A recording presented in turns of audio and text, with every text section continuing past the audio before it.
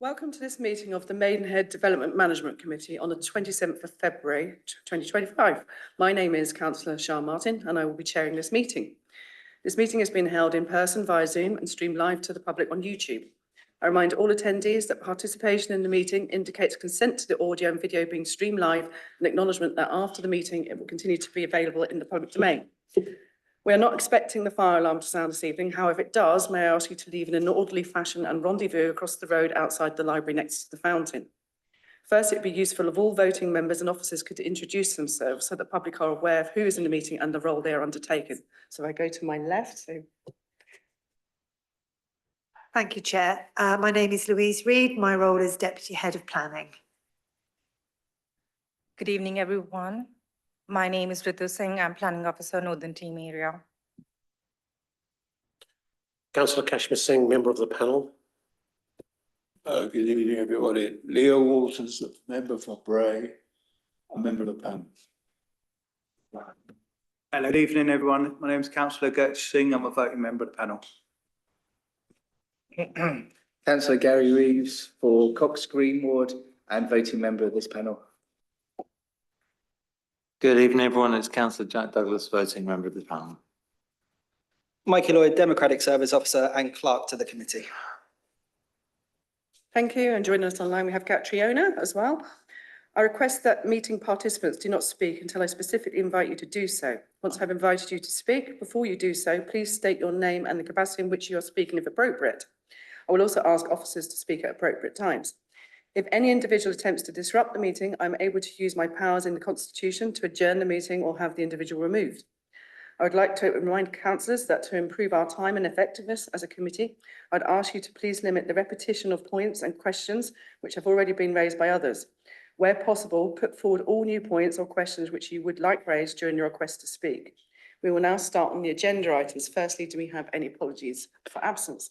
Yes, Chair, we have 3 apologies tonight. We have apologies from Councillors Bra, Councillor Hill and Councillor Taylor. Thank you. And next on the agenda, do we have any declarations of interest? No.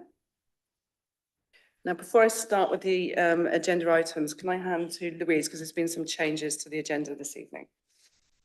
Thank you, Chair. I will start with the first item that we would be hearing on the agenda, which is item number 4, application reference 24/02 464 Queen's Head, Windsor Road.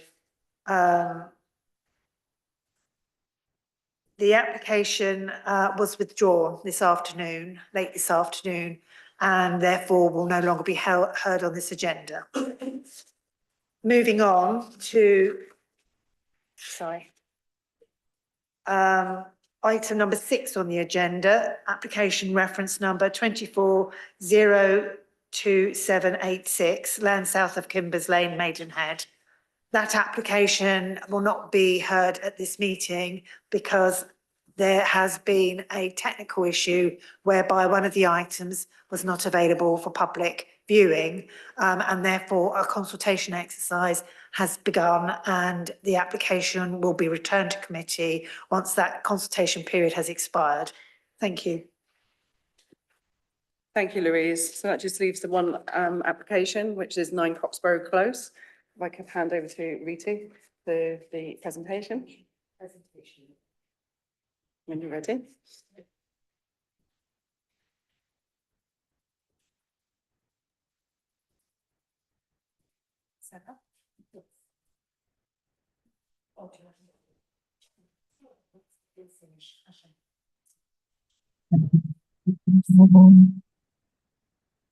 Good evening, everyone.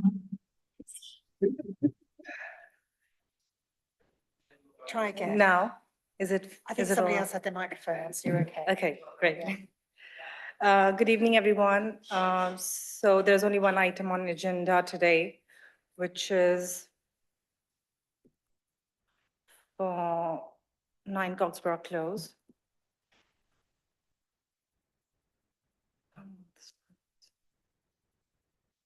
It's happening for you. Right, you want it on main, you've got it on main screen. And then there's the arrows for you. Okay. Yep. Yeah, so there's one item which is for 9 Coxborrow Close. It's a variation application. The original application was for part single, part 2-story side rear extension and alteration to fenestration. So here it is, a site location plan for Coxborrow Close. You can see how isolated it is from main road, that is lower road here, and it is a part of cul-de-sac. This is the aerial view of the site. Also, the reasons for the committee call-in was irrespective of the recommendation and due to the community concerns regarding the balance between visual amenity versus potential installations and green benefits, which has been addressed in the report. So, and also it's going to be covered in the presentation. I would like to start with the Google Maps, which is the street view for the site. If you see, this is the application site here, and you can see there is only a section of white render to the front, and it has all the brickwork. And if you see all the houses in the cul-de-sac, it is all brickwork. Okay. Yeah, that's fine. Okay. And if you go down the street, you can see all the houses have a great uniformity with only a section of white render. And there are also different type of architectural designs, which are like paneled render sections on the houses. And if you see, there is no full render house on this close. Also, I would like to show you how isolated it is from the main road. If you see over there, there is the main road for lower road Cookham, and this is where the application site is. Here, number 9.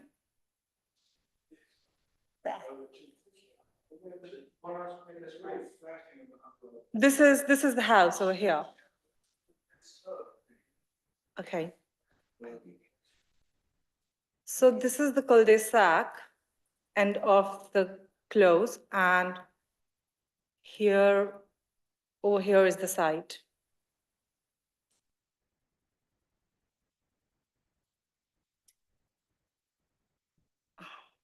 Should I go to citation? That's front elevation. Yeah, I want to go back to the presentation, but Okay. okay. Okay. Thank you. Yeah. Moving on.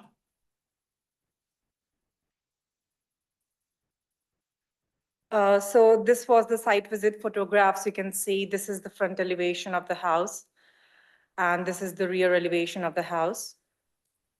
And there are no changes in the proposed plans from the original permission and the variation application. It's exactly the same. And this is the proposed elevation in the variation application, which is the current application. If you see, there is the cladding proposed, there is gray interlocking tiles proposed, and also there is cladding proposed to the rear. And this is the approved elevation in the full, which was approved in full application. You can see the difference, which was approved recently in application 01074, and this is the proposed, which is the current application, which is below the full application. This is the proposed one, just to be clear. This was approved, and this is proposed. So this is what they are proposing in the current application. Gray interlocking tiles, which you saw on the street view, is not the part of the cul-de-sac and the whole Coxborrow Close. The cladding, again, is not the part of cul-de-sac and Coxborrow Close. Also, the white render, we have not seen any white rendered houses on the close. Even cladding is proposed on the rear, which we have no issues and concerns with, and council has been reasonable, and we have approved the rear cladding, but we have issues with the front and the flank as well.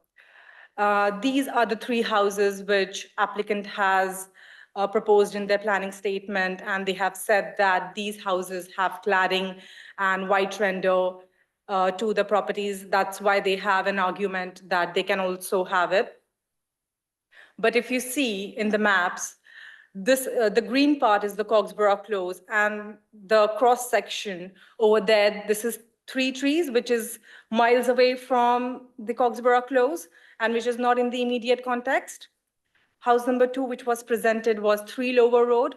The address itself says that it's on Lower Road. It's not the part of Coxborrow Close either. And third house, which was presented, was Pennington Cottage. Again, you can see in the orange part, it is nowhere close to Coxborrow Close, and it is not in immediate context either.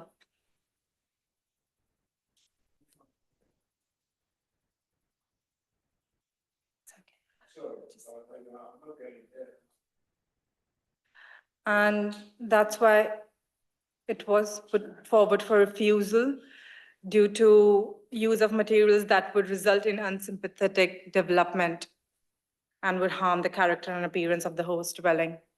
Thank you.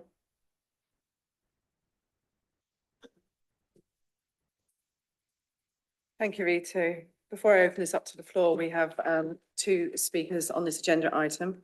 The first is Matthew Siemens, who's the applicant, so I can call you up to the desk. And when you're ready, if you press the right button. The right button, it's just that, yeah. Yeah, that's correct, yeah. Hi there. You have 3 minutes. No problem at all. Hi there. I'm Matthew Siemens from 9 Coxborrow Close. Oh, sorry. From 9 Coxborrow Close. Am I allowed, can I just ask, am I allowed to, I've got my presentation, which I've sent to all the councillors. Can I refer to that? You can refer to Thank you. Thank you for the chance to come this evening and talk to you all. I feel that the presentation that I've put together, we've submitted to the councillors, and with, I think, fairly succinct points that we've conveyed as to where we have an approval for which we are grateful. Thank you very much. And we understand the reasons for refusal. And we wonder whether or not the council would potentially support some form of compromise, whereby we've already got planning for half of the house to be rendered, to see if we could get the whole house rendered, based on the fact that we're also saying, you know, we're obviously happy with the composite at the rear, and obviously going back to not a grey roof, just obviously going with the traditional tile roof, which would suit the character of the cul-de-sac.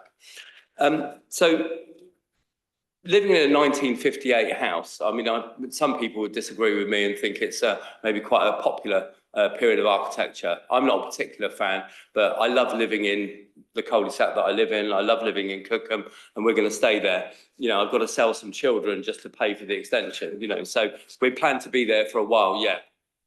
And I understand what you said, and you mentioned about 3 Lower Road, and I understand about planning from the perspective of maybe you would argue that Lower Road is a different character of area as opposed to a cul-de-sac. So I go down Lower Road constantly, and I can see there's a real mixture of houses. However, it was built at the same time.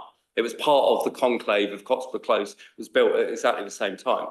And when I look and I see examples within my local area, being 3 Lower Road that was extended with grey roof tiles, I'm not worried about the grey roof tiles, but it has been rendered, and an example of another house that's been extended and they've decided to paint the house.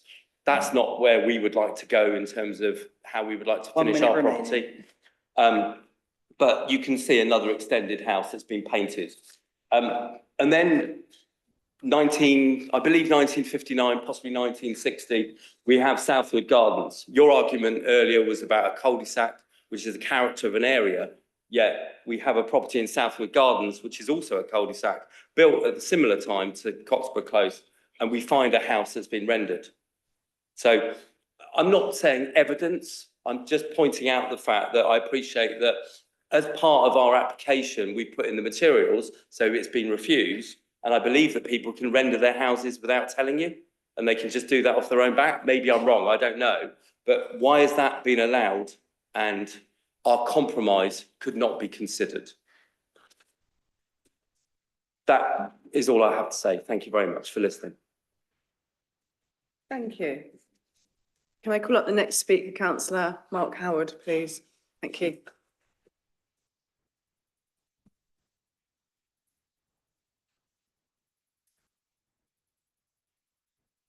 I called this in for two reasons. Well, it's the same reason. It's the balance between what a property looks like and how well insulated it is. And the rendering that we were looking at here is going to help insulate these properties. The properties are built in the 50s.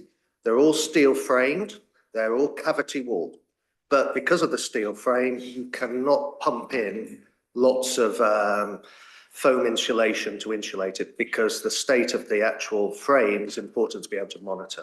I understand. So we have a slight catch with that, is that improving the insulation is a challenge in the walls. So putting external render on, which might do that, is a good thing. The second thing is that a lot of these properties, the whole enclave, the T junction, or the T of the close in Coxborrow, yes, it is not a T, it's an I. There's a row of another 3 or 4 houses on each side which do that along the main road. All built the same time, all built the same way, all built the same design. However, in the intervening 70 years, almost every one of them has had an extension or a change or an adaptation, both on the front, the side, and the back.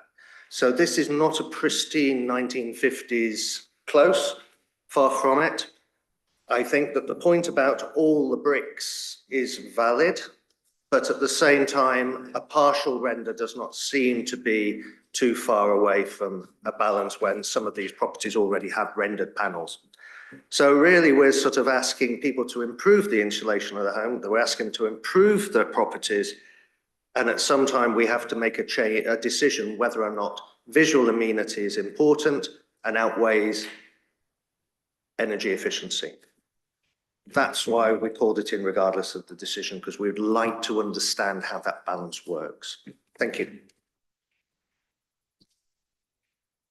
Thank you, Councillor Howard. So that's all the speakers. Can I open this up to the floor now, please? Has anybody got any questions or?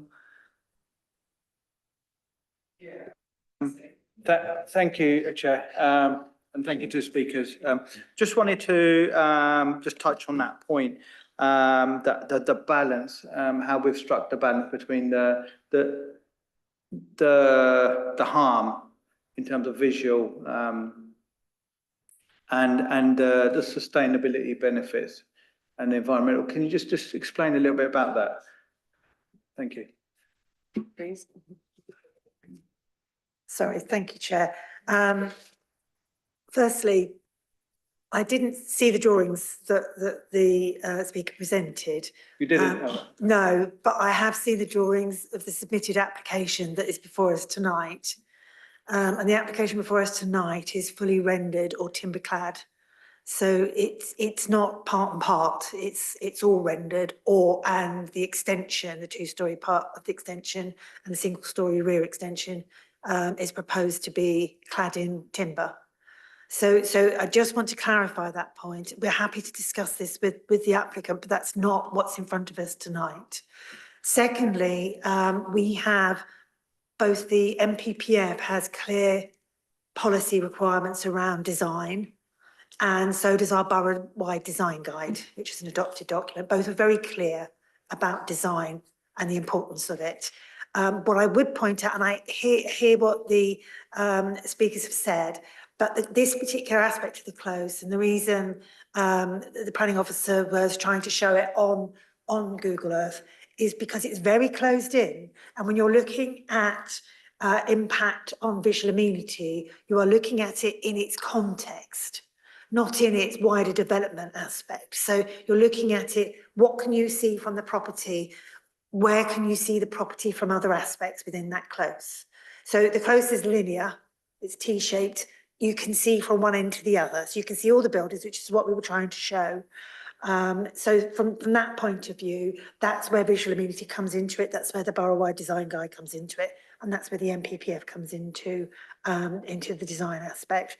Moving about the weighting with sustainability, we haven't had any documentation saying what that improvement would be. So we haven't got anything to say that there would be an improvement. I'm not disputing that there might be, but we haven't received anything to say that there would be. And we haven't seen anything to say whether there are other methods of retaining that visual amenity whilst improving, while improving the sustainability elements of the building. But we just don't have any information on it, so you can't give it weight if you don't have the data. Okay. So I suppose that's where we are. You know, we're more than happy to discuss that with them, with the applicants, but the main issue is we don't have the evidence. And secondly, even if we had the evidence, there'd need to be evidence that there was substantial detriment. So, for example, you know, having worked on listed buildings, we're always looking at ways to try and improve their insulation, but not at the cost of visual amenity. And that would be true of any other property either, you know, where it's protected by the NPPF and the borough-wide design guide. So I hope I haven't gone on too much about that. But there isn't anything to balance against loss of visual amenity in the first place here. Okay, thank you. If that makes sense. That's really helpful. Just made some notes on that. You're obviously happy to speak with the applicant further. Obviously, there is sort of missing. There's gaps there. There's missing information there. It almost feels like it's something that could be sort of deferred and delegated and sort of gone away and discussed and maybe sort of resolved. You know, my thoughts on this is I can see the sort of evolving nature of some of these properties in the direction that the government's taking us in terms of clean and greener homes. There are government incentives at the moment to put insulation on the outside of the homes. So I could see these applications, more and more of these coming in. Especially in Maidenhead, we've had several where they've sort of put all of the insulation on the outside and rendered the outside of, you know, some of these beautiful sort of brick Victorian buildings. But anyway, we are where we are with that. I'll just listen to a little bit more of the debate and then before I sort of make my mind up which way I sort of want to take this. Thank you. Just. Thank you, Councillor Singh. I go to Councillor Reeves, please. Sorry, thanks very much. From what I can see, the main reason around this is about their character and appearance under QP3 and whether that can be balanced, because there is obviously a differential. We can see that when that goes up in the cul-de-sac compared to the current design and street view, whether people obviously like that particular period of architecture or not. I think we have to still consider it as part of our decision. And also I noted as well about the village design statement within that within the actual village design statement, there's an overarching requirement to maintain character of the area and of the village in Cookham. When it comes to cul-de-sac, I know that when we have developers come before us, and I've spoken to developers before, for example, when they develop, they talk about a gateway to an area, right? They put sometimes a block of flats or a kind of gateway property as you go into it, so you kind of almost absorb the appearance of what you'll expect within the development. And so when I look at this 3 Lower Road, is so close to the entrance to the cul-de-sac. It's like 1 house away. I don't know if you can put that back up, but for me, it looked like it was only 1 house away. That potentially could be looked at when people drive into it as a gateway, you know, characterization of property in the area. But it's just something that I have to take into consideration around the ongoing design.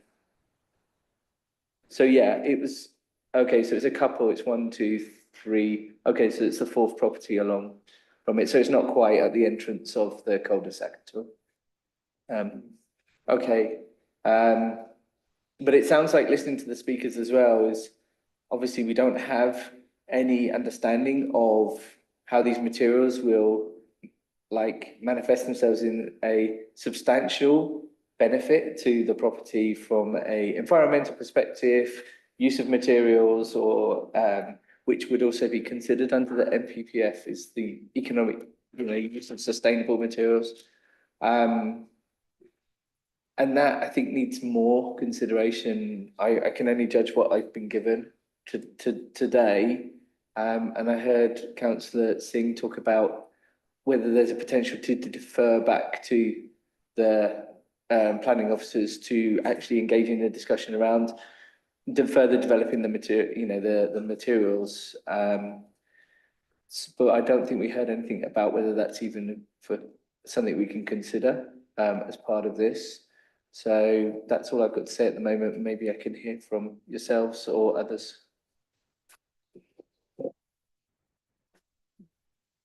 If you're okay, Chair.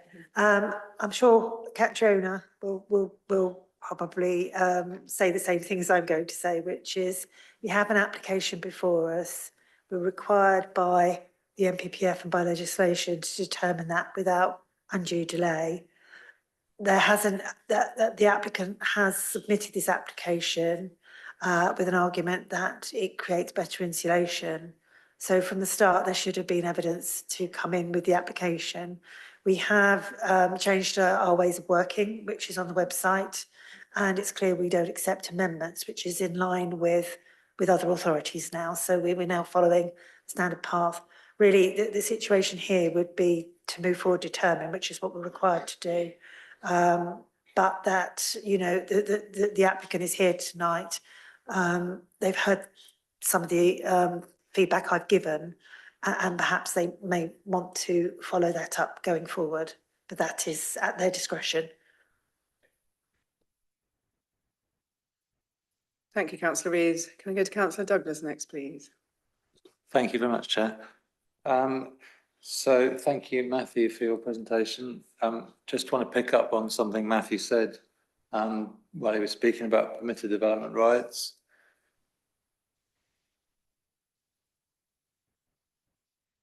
And it's really a question for you, Louise, I think. No, that's fine. Say it again. I haven't even said it the first time yet, don't worry. I was waiting.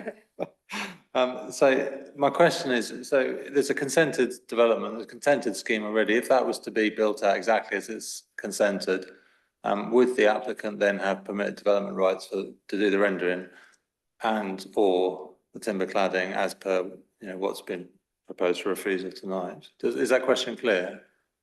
Yeah.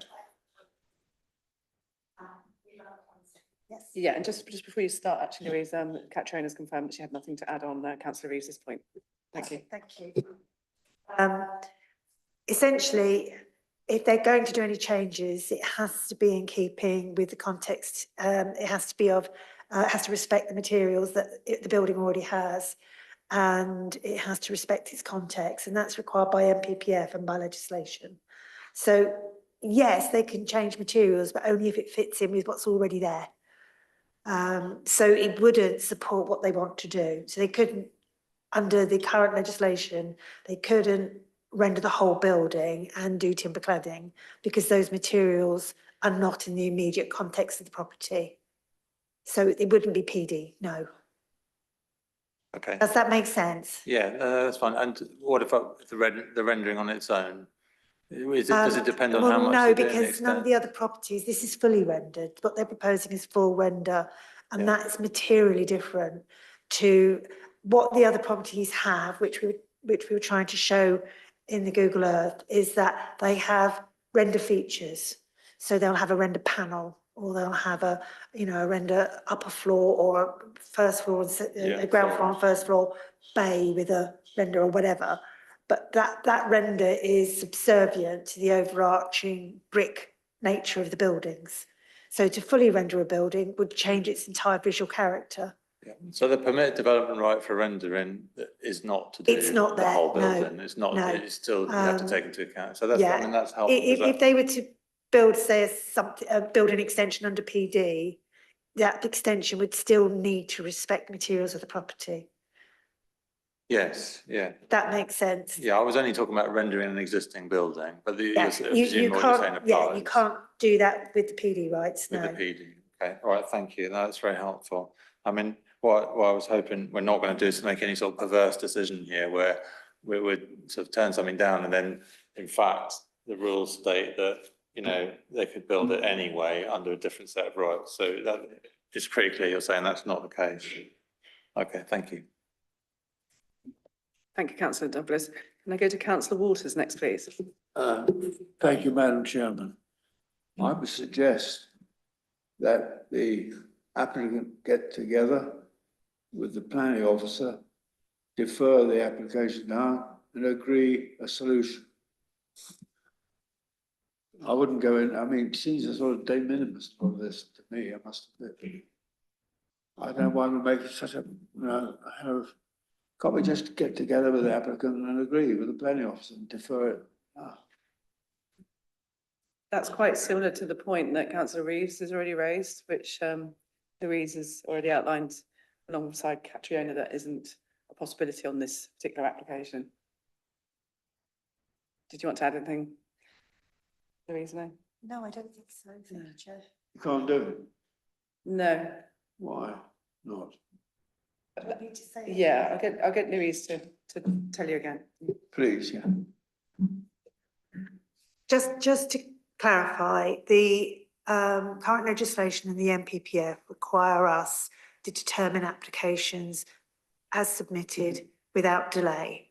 So on something as basic as an argument for insulation, that should have come in with the application, if that's an argument they wanted to use.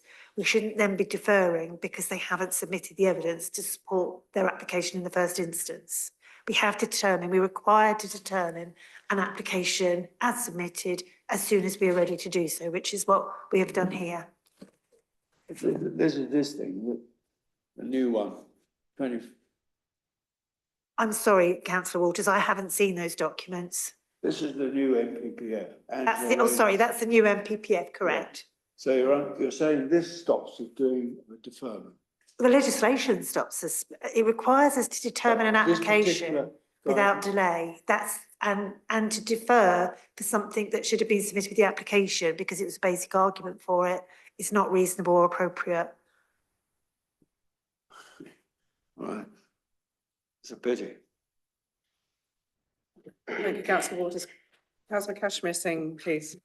Thank you, Chair. I have 2 or 3 questions, and if the answer I have, can I have a comeback on that, please? The first would be, it's quite simple.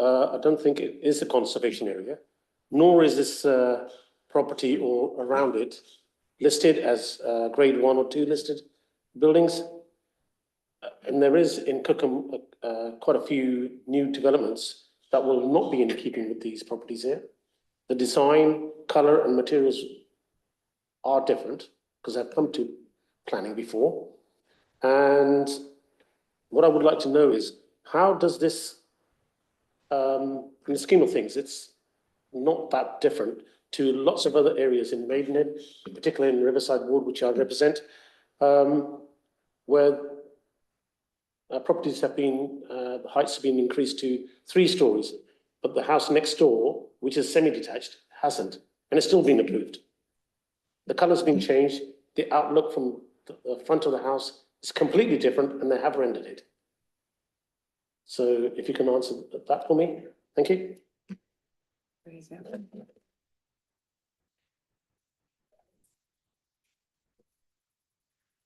Thank you, Chair. What I would point you towards is the report itself, which I think sets this out very clearly.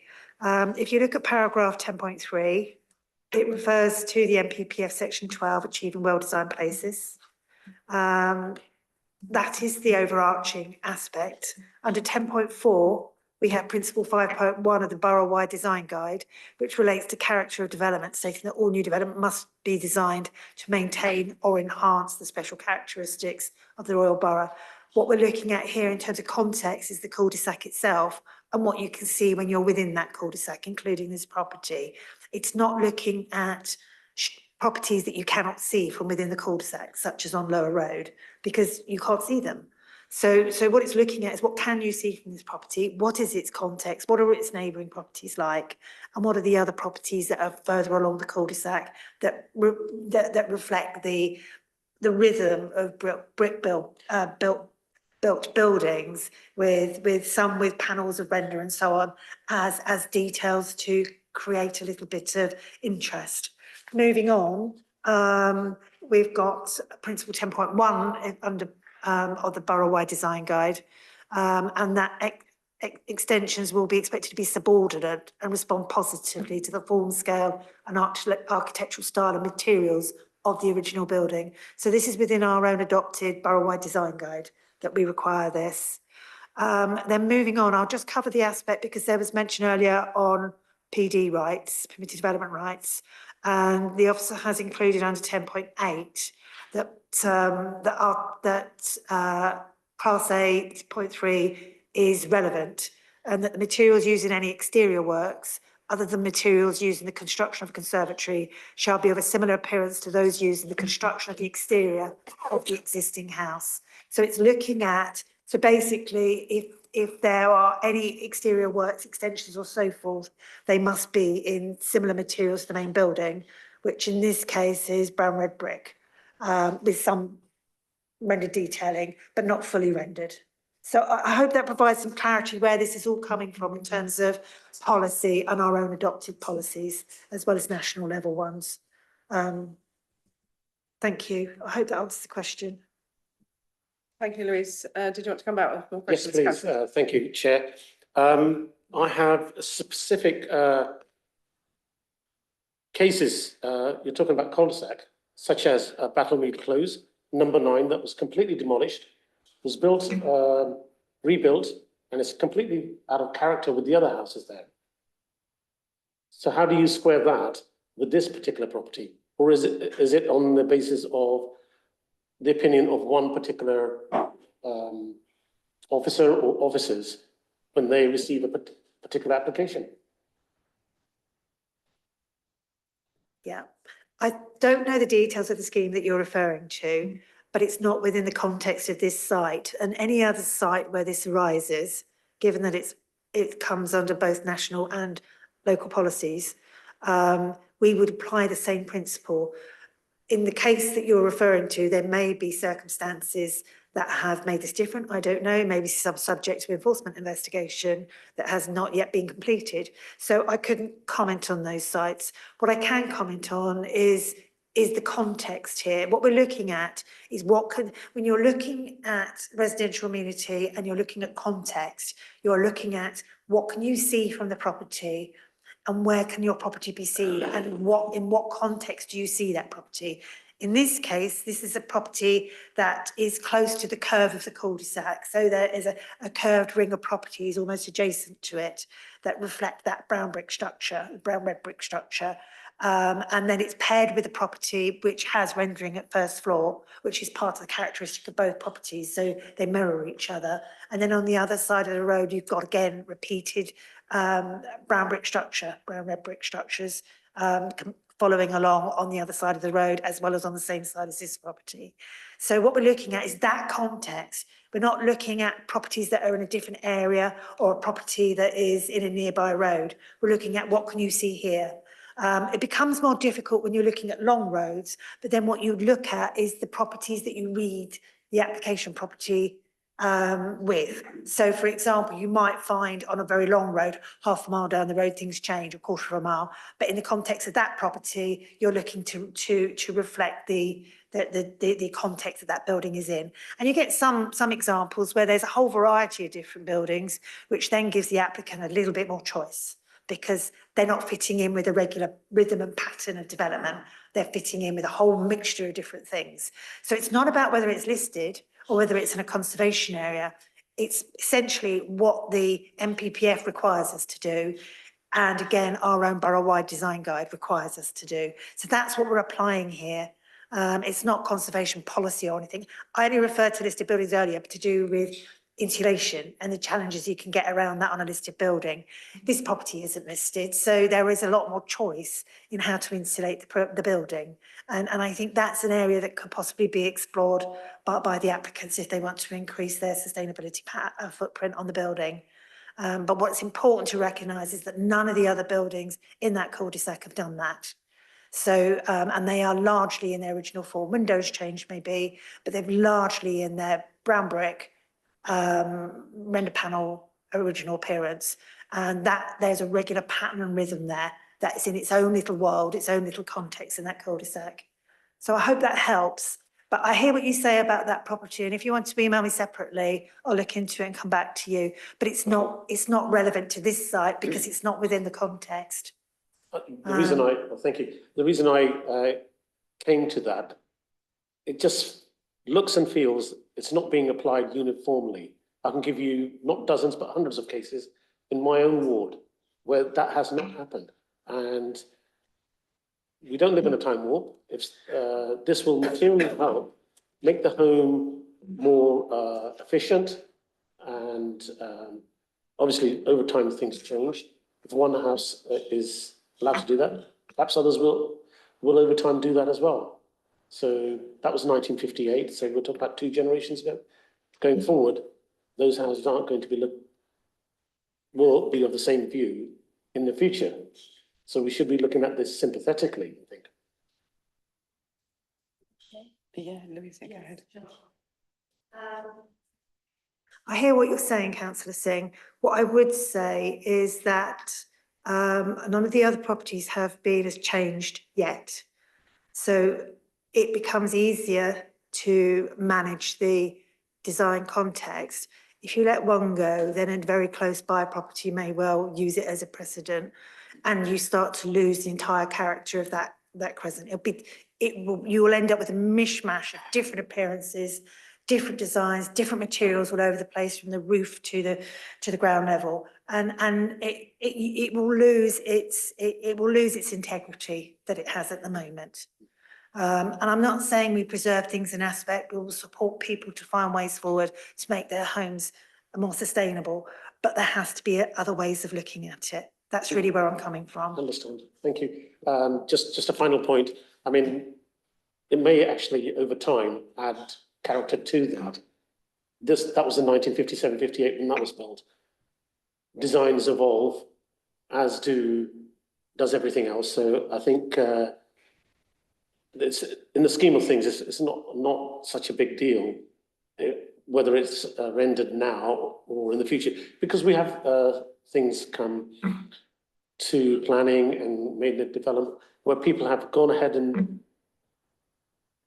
carried out works, and then they apply for retrospective planning, and then it's approved as well. So not just this, but especially when it comes to businesses and where planning has been refused and then it's approved. Councillor Singh, can I just interrupt you? We need to talk about this case. Yes, this case. So if they were to just to have it partially rendered, would that be acceptable?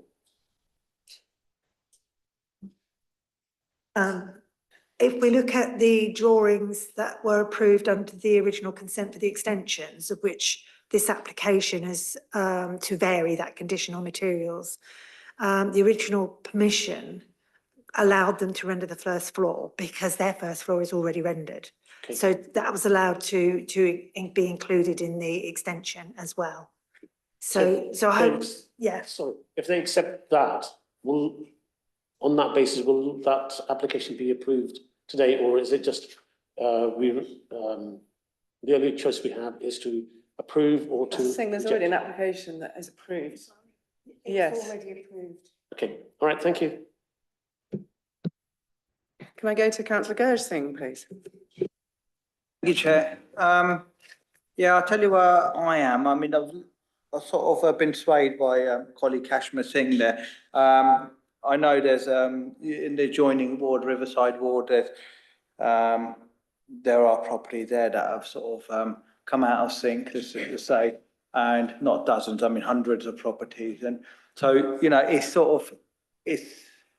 think, Kashmir, what did he say? He said that this could actually enhance the character of the area over time. Yeah, add character, which actually I think some of these things are quite subjective. I mean, I'm not overly keen on these sort of 1950s properties, but I understand it makes up the character of the area at the moment. But there are pockets around there which are changing and evolving. I was minded to sort of go and say, look, shall we defer and delegate and let officers deal with the applicant and see if they can resolve these things, because they're minor issues that can be overcome. But I understand officers are saying we don't have it in our power to defer and delegate, which is disappointing. The only thing we've got in our power then to do is to approve or refuse. That's all we can do effectively. And then it brings me on to the sustainability and the environmental impacts and benefits. And I've just sort of been looking at that and thinking, I really wish there was more information in the application, but there isn't. So then what we have to rely on is that some things are planning and within our remit or in terms of planning, some things are outside of our scope and they fall within building control. And then you have all the building control, latest regulation, Part L, fire and safety and energy efficiency and all of that. So, I've got no doubt that this will be compliant with building control, and obviously that falls into a different regime. So then I'm thinking are the reasons strong enough for us to refuse?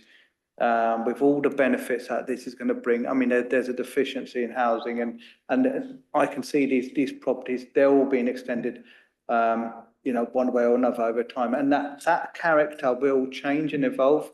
And I know what you're saying. This is the sort of first brick out the wall. Once this happens with this one, you'll have other properties changing. So I'm sort of minded to sort of propose and let this one go. I think that the design is, I mean, it's subjective, but it looks pretty good in terms of design, and I think, and it is a reasonably minor amendment to the planning application, which we have already approved. So I'm looking at proposing. I'm happy to propose to approve that application on that basis. If obviously I'll be supported on that decision. Thank you, Councillor Singh. I'm going to hand over to Louise just on that note. I think what I'd remind you here is that we've got adopted policy conflicts. And what I would need to hear from you is why we would not take those policy conflicts into account here. They're clear cut, they're both at national level and at local level. So there needs to be compelling reason to say that this is an exception to the rule, and that I hear what you say about you finding it more attractive, but that's not what the policies are asking. They're saying, well, not telling us, they're telling us that we should be reflecting the original building materials in extensions and so on. So it's about that, whether we like the design or not, that's what the policy is telling us to do. So, on a personal level, I might feel quite differently about this application, but on a professional level, we have policies that this is in conflict with.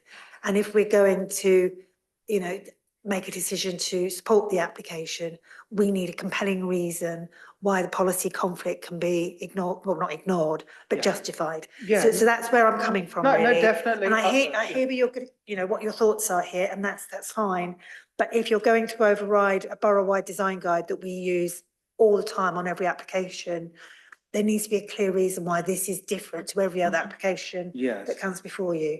No, I agree with you. I mean, it's the reasons in my eyes is pretty clear and simple. The use of space of the land, I mean, it's going to be better used and throughout the lifetime of this property for the next generation. And I would say that the environmental and sustainable benefits that this development and these changes would bring to this property outweigh the outdated policies that we have. because some of these policies are very outdated, and we do have new policies in progress. So, Councillor Singh, I'm just going to bring in Thank you. Catriona because she wants to add on to this point. thank you. Thank you.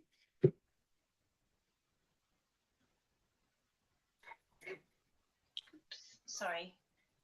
Hello, good evening, members. Oh, good evening, members. I hope you can hear me. I'm just jumping in now. I just wanted to make sure that Councillor Gurch Singh was clear that this is an application for variation in relation to materials and finishes. So I'm a little bit confused about his reference to the use of the land, an efficient use of the land, and as Louise has already outlined, and it's not in the report. There's no submissions in relation to energy efficiency. That's not before the committee. It's not within the report. That's not before you to decide on that basis, because that's not been part of the officer's consideration. And Louise may help me out here with regard to your talking about the age of your the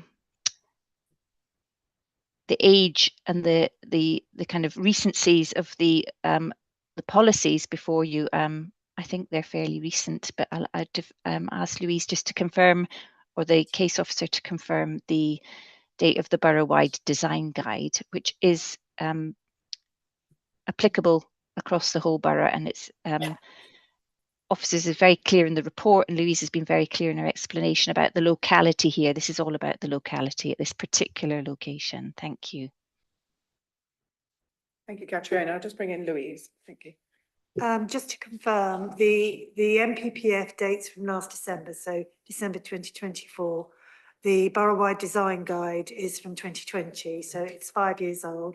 So in policy terms, it's not outdated yet. We will look to update it with a new local plan, but at the current time, it's an up-to-date policy document. So it is important to keep that in mind. And as Catriona pointed out, we have to consider it against the policies that are in place at the current time. And that's really where the challenge sits, I think. Yeah, no, that's fair enough. But I mean, we've seen that there's properties that we've seen which are clearly in the area, in the location. They're not in the immediate vicinity, and there are changes.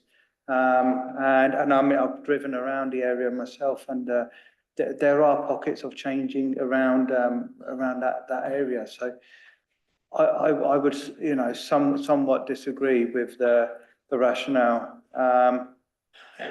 And where I'm weighing out, I know there's information missing here in this application, but where I'm sort of weighing it up in my mind is that it probably does more good than harm to approve this application and have the scheme go forward. Thank you, Councillor Singh. Can I bring in Councillor Reeves, please? Sorry, yeah, sorry. I just thought that there's a few of us waiting to speak and we're getting a bit bogged down in one conversation. Is that okay? True. Thank you. Okay, so looking at a number of these, we have to balance various policies. And there are quite a number of policies that talk about this, and you have referred to a couple of them. One being about extensions, and that extensions should be subordinate to property. The fact that there's wood cladding all the way down, which is the application before us, is wood cladding on the whole front side of the extension. Is really it's nowhere. It's composite, Gary. Just to Sorry? clarify, it's composite. Okay, it's composite, but it will look completely different. Yeah. Okay. Sorry. Okay, it's composite, but it will look completely different. There is no other composite like materials around the street area. Also, when we looked at the design where it's located, I believe there's also houses around the side of it, which actually face directly to it. You're nodding because I'm trying to recall the picture that you showed. Yeah, if you can just show me, but I believe there was a couple of houses that face the side of it as well. Yeah, they're along the end of the cul-de-sac as it becomes the end of the T. That they will be facing the whole side of the extension, and the whole side of the extension is proposed to be rendered white as well. So yeah, so it's there, and then we've got another two houses that face it, another house, another two houses on the corner as well that will face that whole side view as well.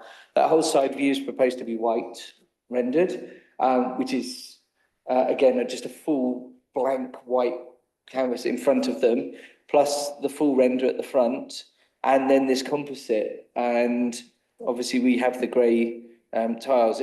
To me, this is more than just this is a very substantial difference and step away from the current design in the area and the design of the existing property, for them to then add all of these different materials and also, you know, so extensively. I've also referred back to MPPF, and it does say that all local authorities need to prepare design guides, and they need to also, within that, we need to respect that design policies should be developed by local communities. So 132 of the MPPF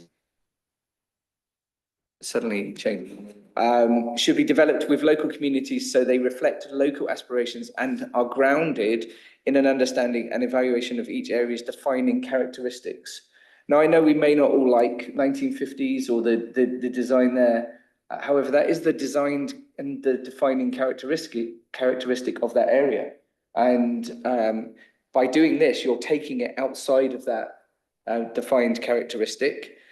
Also, the 133 says design guides and codes provide a local framework for creating beautiful and distinctive places with a consistent and high quality standard of design. So there's the word consistent. So it has to be consistent in my mind with what's there. Plus, on top of that, you add the fact that the local borough design guide talks about the extension being subordinate to the original house. Now, the materials are not. It's being rendered in composite, which is definitely a further step away from brick built, and also from it with it being rendered. The village design statement, when you look at that under 612, and this Cookham village design statement was adopted in 2013, but I don't think we've advanced that significantly from there. And that actually, if we quote under there 612, is about extensions as well. And it says care should be taken to ensure that the extensions reflect the design of the original building and use matching materials. I mean, that's quite a clear statement. And it's a policy based on also what we have to respect, because of the MPPF, the national policy, lays down that we have to take into consideration the Cookham Design Guide was put together in conjunction with the community's requirements. And it is a community local design guide, more so than even the borough-wide one, because it's reflective of Cookham and the properties around there. I understand there's the odd property nearby, and I did feel, as I stated originally, that maybe there's potential that Three Lower Road could have almost acted as the gateway to a new design establishment of a new design in the cul-de-sac, but it's too far away and it's isolated and it's surrounded by all the other houses as well. So, I mean, I've had to consider all of this, and I appreciate what they're trying to achieve and bring things more forward in design. I appreciate modern design as well in architecture, but to put it in the right setting, to be able to do that. And I just feel at the moment, with what's presented before us and the design that's presented before us, it just doesn't achieve that. I'm sorry. And I hear what they're saying. It could help with things like greater insulation, and I'm a great advocate of that. We should be championing that as much as possible because of the environment, but that's not what they're presenting. And I have nothing presented to me to say that that would actually achieve that at all by doing it. So from all of this evidence, all adding up together, kind of still outweighs in my mind that I'm going to have to put forward a motion that we go with the refusal on what's before us. Thank you. Thank you, Councillor Reeves. Can I go to Councillor Douglas, please? Thank you very much, Chair. I'm still to make up my mind on this. I think I've agreed with everything all of my colleagues have said so far, even though they're coming to different conclusions about where we end up. But what I will say is I don't think this is a black and white case, and I don't think consenting this will override a borough-wide design guide. That depends what our reasons for consenting are. The question for me is, what is the immediate neighbourhood? It isn't defined in the NPPF, the immediate neighbourhood, not explicitly. It is a judgment call, and that judgment call is something that each councillor has to make up their mind on. You go around the corner and you do have an amazing, when you leave the cul-de-sac, you have an amazing variety on that street. If this plan was for number one, I think you'd say it's clearly in the context of the road next door. If that house changed, then after that change, number three could change, and then there'd be no question that number nine's context would have changed too. So where are we drawing the line? I think that's a judgment call. I'm not quite sure what the correct call is, but I don't think it's a case that we're just ignoring officers' advice if we consent to it. So yeah, I look forward to hearing more arguments from colleagues.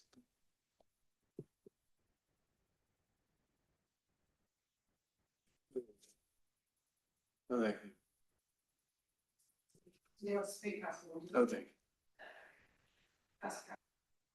Chair, just want to check first of all, is there a motion by Councillor Gurj Singh for? There's two motions so far. We've got Councillor Gurj Singh, going to approve, and Councillor Gary is. I'd like to second Councillor Gurj Singh's motion. Okay. And Councillor Gurj Singh. So your motion about approving the note, you've got clear points as laid out previously as to why policies, that we need to discussion about everyone. Yeah, I mean, it's, when we're looking at in the context, I mean, I've just been looking around the street outside on the main road, and there's plenty of variety there in the streetscape. And even when we're coming within the close, I mean, when you actually look at the housing and the design and the layout, there are pockets of change and design detail, and I think this will add to the design features in the street. So I think this will be a welcome addition. I mean, even if we're looking at this street's got about 20 odd houses, 25 houses. There's not been a single objection from a resident, from a neighbour in that street, and that I think it does highlight there is a changing nature in that area.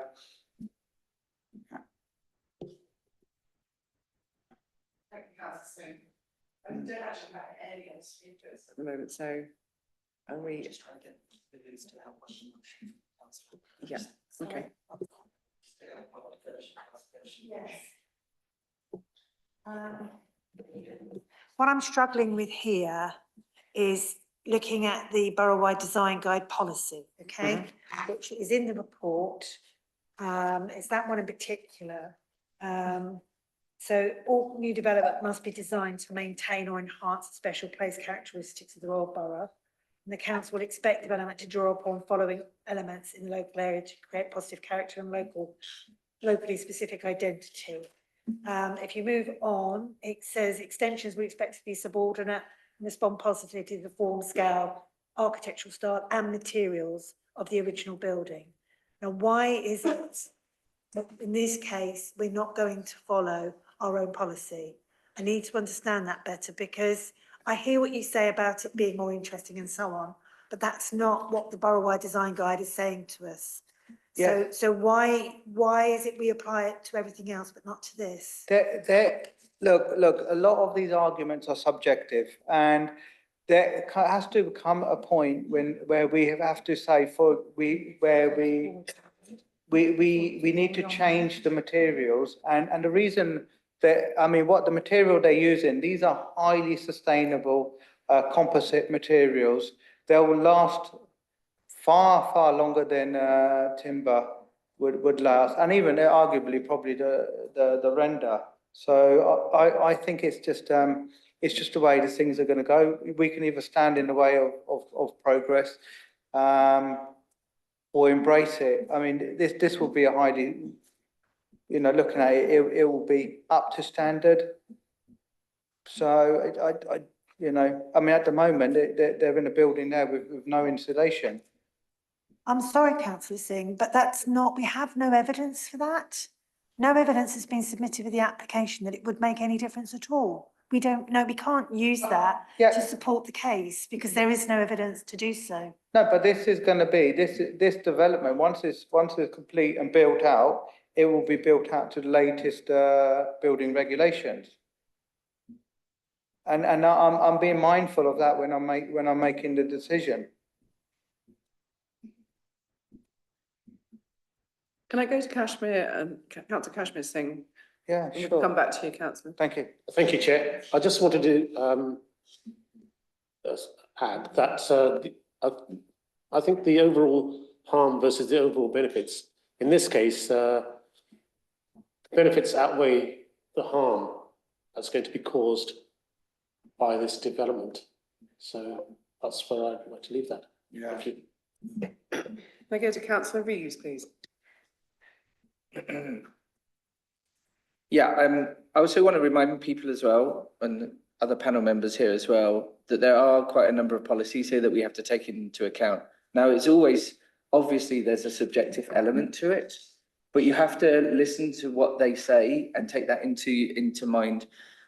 Another one that I haven't mentioned, so under the National Policy PPF 135C, it says planning policies and decisions, and we're making a decision here, should ensure that the developments are sympathetic to local character and history, including the surrounding built environment.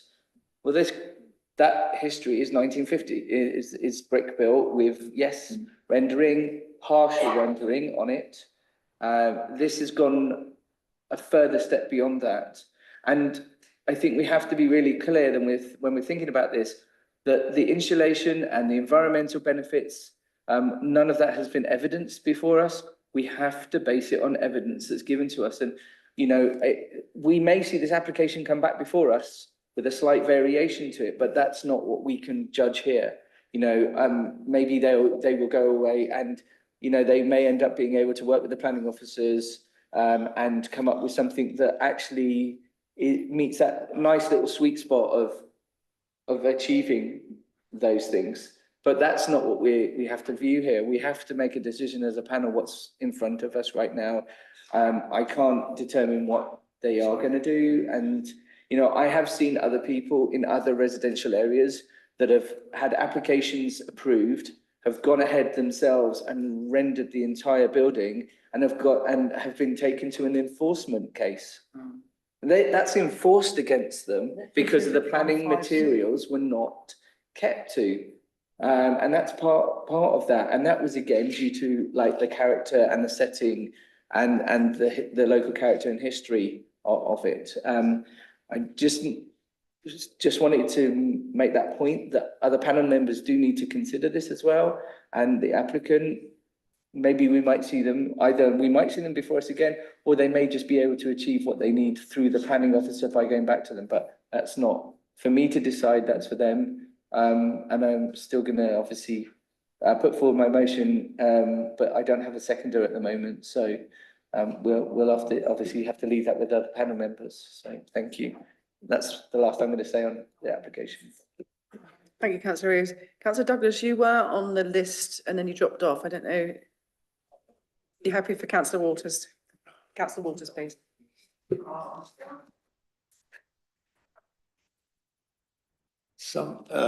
Madam Chairman, am I doing on the right thing? Yeah. This has really gone on too long, hasn't it? It really has. And also, you know, talking across everybody and so on and so forth.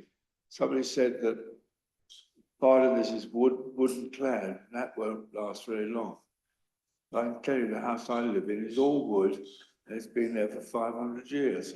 So that's quite an absurd statement, if I may say so, without insulting Councillor Singh. I think the best thing, if you want to refuse it or prove it, I think it's so suggestive anyway. It's a matter of opinion. Angela Rayner's thing in here is all about making things beautiful and all that. I mean, you can talk forever, and it will put planning into disrepute or worse, I think, because it's so, you know, such a personal thing. Some people like Georgian houses, some people like, you know, Queen Anne houses. You know, it's such a sort of personal thing. That's what we're dealing with. We're all having our personal says, which is such a waste of time. It really is. The best thing, defer it and talk to the people. If you can't do it, I can't imagine why you can't do it. But there we are. That's what I say. I'm going to abstain anyway on this one. Thank you, councillor Walters. Councillor Gershsing. Yeah, thank you, Chair. No, I was just coming back on my colleague councillor Reeves' point on the NPPF policy. Just reading that, planning policies and decisions should ensure that development. So this is 135C, are sympathetic to the local character and history, including the surrounding built environment and landscape setting, while not preventing and discouraging appropriate innovation or change, such as increased densities. So, I mean, the thing is, we have to be, I mean, the policy, the way I'm reading it is, it's saying, yeah, you know, they have to be sympathetic to local character, history, yes, including the surrounding built environment. And we're looking at the surrounding built environment of the nearby road where there is lots of change. But the policy does tell us bearing that in mind is not preventing or discouraging appropriate innovation or change. And I think this is that change and innovation in the area. It is very subjective, but Councillor Walters, we need your support on this one. Your expertise, you know, you've been on the panel long enough, and long enough. We need you to get off the fence on this one. You've got to go for or against. There's no time to abstain, I'm afraid. Councillor Singh, that's entirely up to Councillor Walters what he decides to do. Thank you, Madam Chair. Louise, are we any nearer to? I'm just putting it together. Okay. Councillor Singh. Point of order. Thank you, Chair. I think we've discussed this issue long enough. On to a vote now. Councillor Singh, we are doing exactly that. Thank you. I'm just waiting for Louise to put together a motion.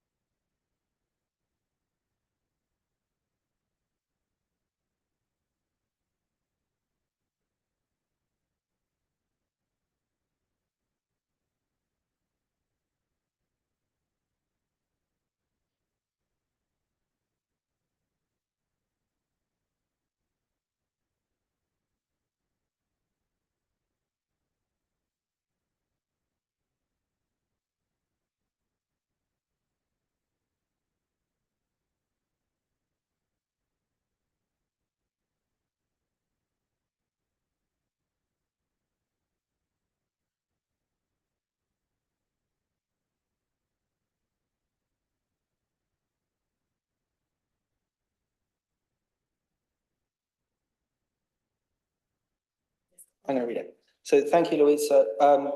Councillor Gershing, I'm just going to read out the motion that Louise has helped put together.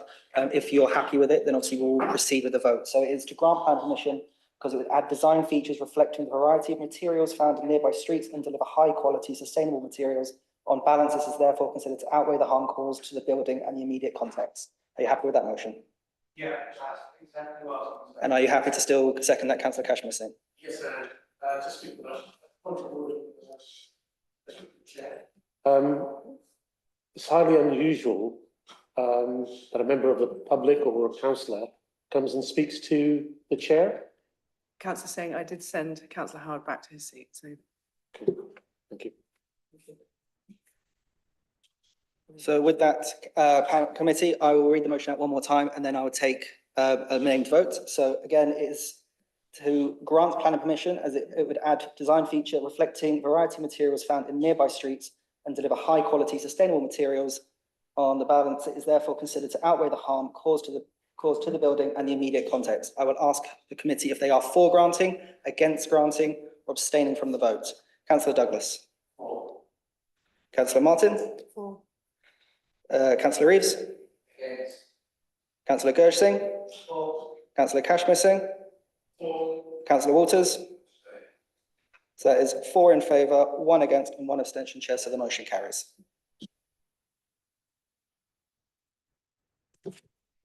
So that brings me on to the next agenda item, which are the minutes. Are we happy to approve the minutes from the 23rd of January, 2025? Agreed.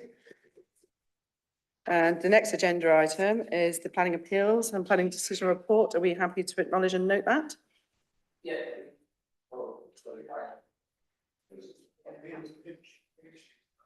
Sorry? Appeals and are we happy to note those? Thank you.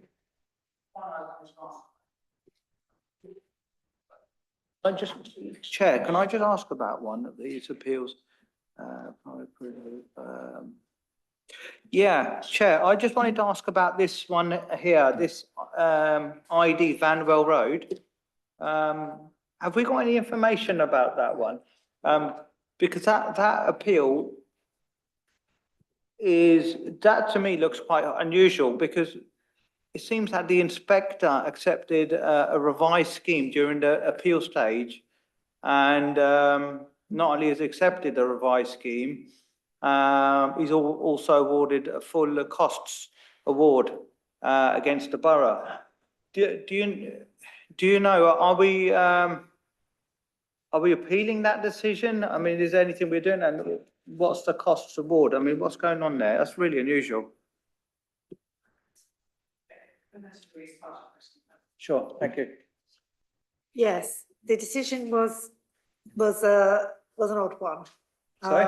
The decision was a difficult one, an odd one. It didn't seem to comply with policy, and it didn't seem to follow the MPPF. We have submitted a pre-action letter to 4 pins against the cost application on the grounds of it being perverse. Okay. So it's only just been done, so I can't really let you know much more, okay, but we can keep you informed on this. It was a very strange decision. Yeah, very, very odd. I've not seen that all the times I've been here. To quote generally, you do sometimes from pins get the odd what we call rogue decision. Mm-hmm. I think this falls into that category in capitals. But what we've made a decision on, mindful of, using best value principles, we've made the sent the pre-action letter on the costs award rather than the appeal itself. They're connected, but clearly the main area for the council to protect would be the cost aspect because it's wholly unreasonable. So that's where we've gone, and we'll await their response and see what they come back with. Okay. And that pre-action protocol, is that to High Court? The JR process, judicial review. Yeah. Okay. So we had a very short window to do it in, which we've done, and we are awaiting they have to come back within a given time period, so we're waiting for them to do that. Oh, wow. But it's a really unusual decision. Pins are usually pretty consistent. Yeah. But this time they went off piste. Wow, but massively off-piste. They've gone- Massively, well, the yeah. award of costs makes no sense. This is the thing, different scheme, costs, and I mean, it's just, yeah, but it'd be good, But good. the whole point about, when we were talking about amendments earlier, the whole point about not doing amendments is to stop this happening. Yeah, this is it, but I'd like to see that in Kids are court. usually really strict about it, Yeah, so it's really weird to see this. Yeah. It's definitely very strange. that'll be an interesting one. Can you keep us informed about how that progresses We'll through the keep you in courts? the loop on that Yeah, one. thank you. Cheers. Thank you, councillor Singh. Councillor Waters, you got. On the pink sheet, appeal decision report on page 111. I'm extremely pleased to see that the inspector dismissed that appeal. Land between, in Hollyport, it is on the green there. Yeah, This is the second time he's been on appeal. It's a bit of greenbelt land. It's in a conservation area. And it would have been absolutely terrible to put it there. It really would have, there's no need for it and all the rest of it. Just a sheer, well, I won't say what it will, we all know what it's for. I believe he's made an application for costs. Is that right? to be honest with you, it's not mentioning anything here. It's I not can mentioned check there, that for no. you and come back if you like, but I can't confirm one way or the other. Yeah, okay, I think But it I has. can have a check for you and get back to Right, you, so let me just thank put it you. on the notes. I believe he has, but What, it's not we've on made there. an application or they've made an application? Go on. We've made an application or they've made an application because, I think he did. oh, that's probably not, yeah, that's probably Thank you, quite Chairman. likely. But I can check for you. Thank you. I've got no other